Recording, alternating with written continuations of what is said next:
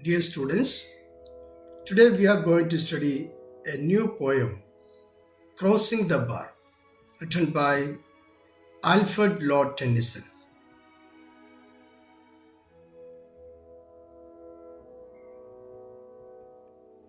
Crossing the bar is about passing through the boundary of the sandbar to cross the field of life to that of death.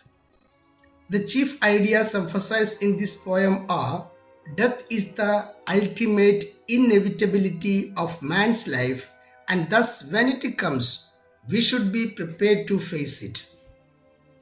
A man must imagine himself going on a journey beyond his death where he would get to meet God face to face. The poet embraces his nearing death and wants to face it upright.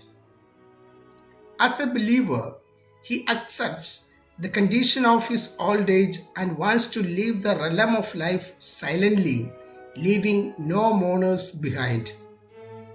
He speaks of death as a new beginning and gleefully approaches it. He feels as though he is returning home after a long, tiring journey. The true home for the soul is with the Lord, and death brings one closer to Him. Let us move to the stanza-wise explanation. First stanza: sunset and evening star, and one clear call for me, and may there be no mourning of the bar when I put out to sea. The poem opens on a calm and gentle note.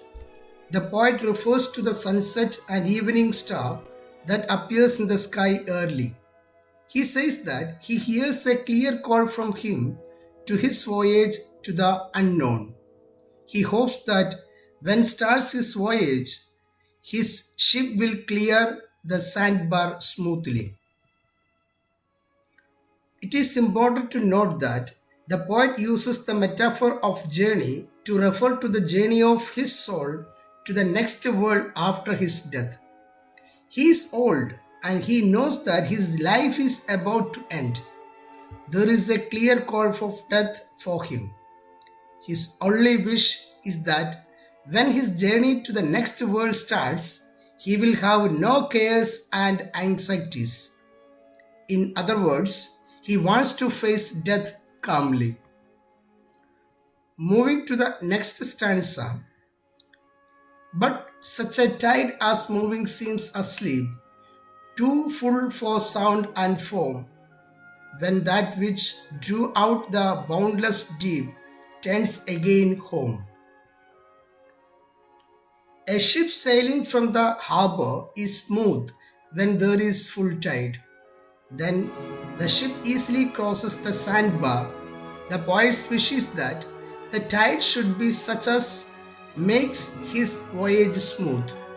He wants the movements to be calm and quiet.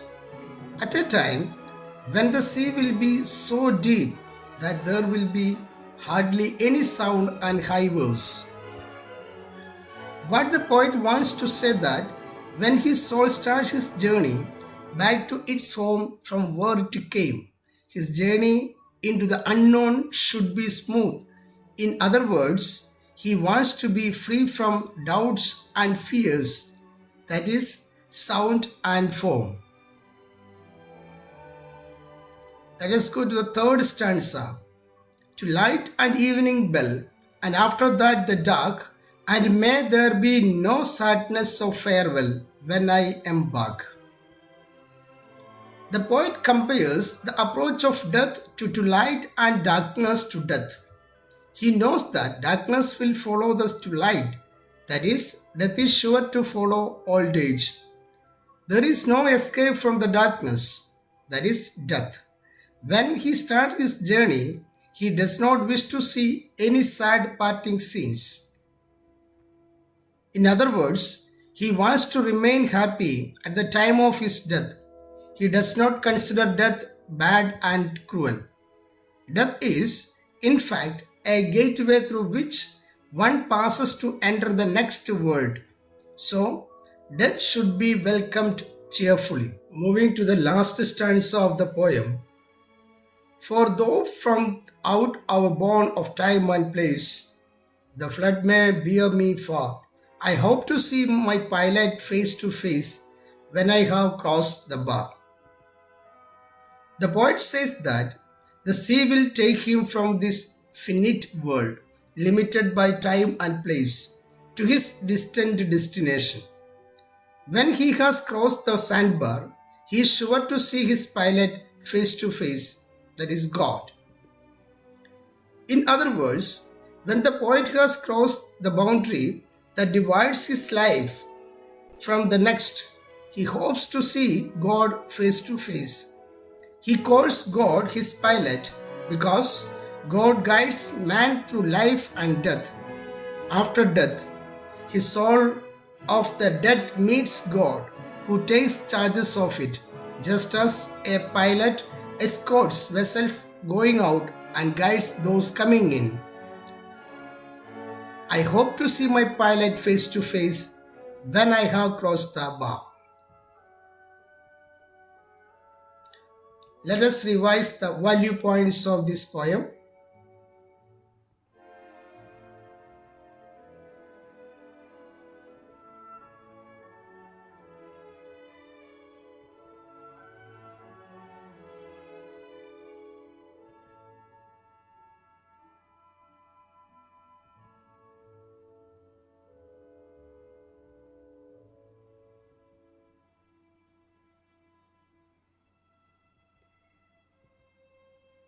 Thank you.